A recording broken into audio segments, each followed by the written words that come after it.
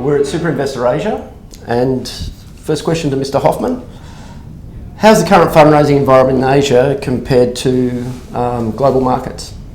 Asia continues to be a strong market. I mean, there's a macro rotation of assets out of the developed markets into dominantly the growth markets. We've certainly seen, for example, in the real estate sector, lots of capital go to the US market. It's now rotated to Europe. We're expecting that to come in 2015 to the Asia markets. The local growth capital and venture markets are very strong, but less participation from the developed market LPs. We expect to see that increasing over time as well.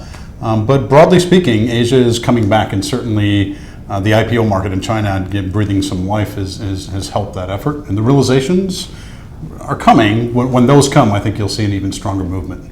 Right, and that's money coming into Asia out of the US, Europe.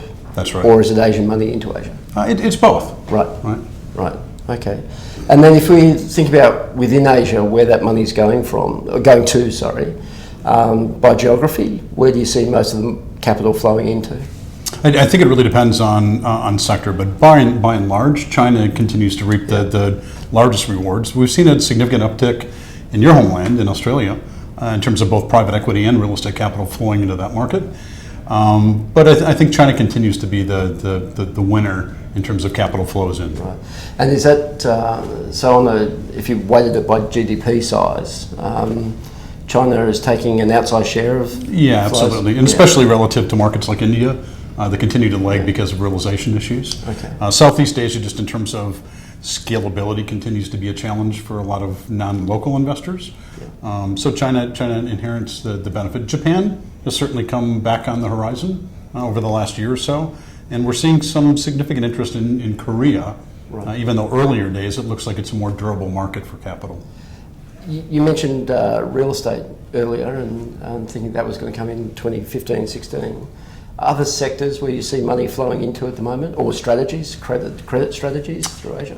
Definitely. People are ramping up, interestingly in the developed markets, they're ramping up some hedging strategies on the distress side. Right. We're seeing credit and debt strategies now becoming more interesting.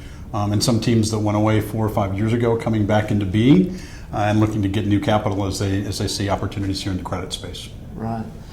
And then in terms of, for Probitas or for you and crystal ball gazing and looking out 5 years, if you had to pick markets globally or do you think are going to be the most successful, where would you be allocating capital? We've already made the bet here. So we've expanded our office fairly considerably in Hong Kong. Yeah. It's likely going to be the strongest growth market that we'll have in our firm. Yeah. From a placement perspective, both in terms of expanding LPs, but also in terms of GPs expanding.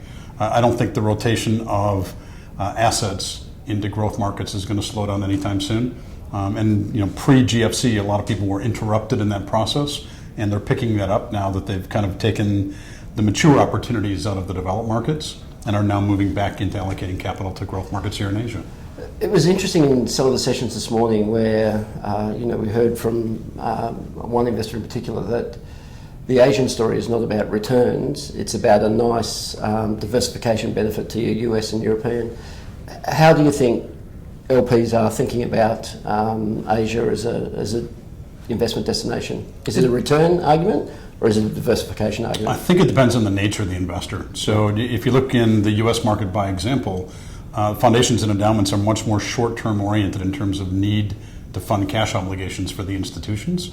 So they're less into it for the play of growth capital, longer term. If you look at public pension funds and others that are rebalancing portfolio to look more like their public portfolios, it's a much longer term orientation for the market. Right. So I think it depends on the nature of the investor, but there's clearly room for both. Yeah.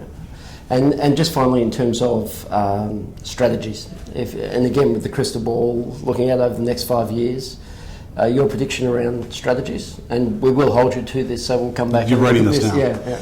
Well, it's interesting. Certainly growth strategies in China and throughout the rest of Asia are the most popular today because the returns have actually been stratospheric in some cases, but pretty solid in others. The biggest challenge, I think, for Asia is going to be absorbing capital on a scale basis. So if you look globally at the most of the capital raised, it's from larger check writers.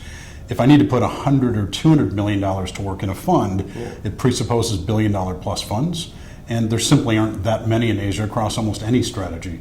right? So managers that can be very successful, appropriately growing their fund franchises to a point of scale will be extraordinarily successful, and those will be the most successful strategies likely. And really there, are you talking about the Pan-Asia managers versus the country-specific Asia? Other than markets like a China that can absorb that level of scale, or Japan or Australia for that matter. But yeah, scale is going to be important in terms of durability go forward. Right, so the 1st or 2nd of February 2020, we'll come back and review those. There we go. Thank you. Thanks, Mike.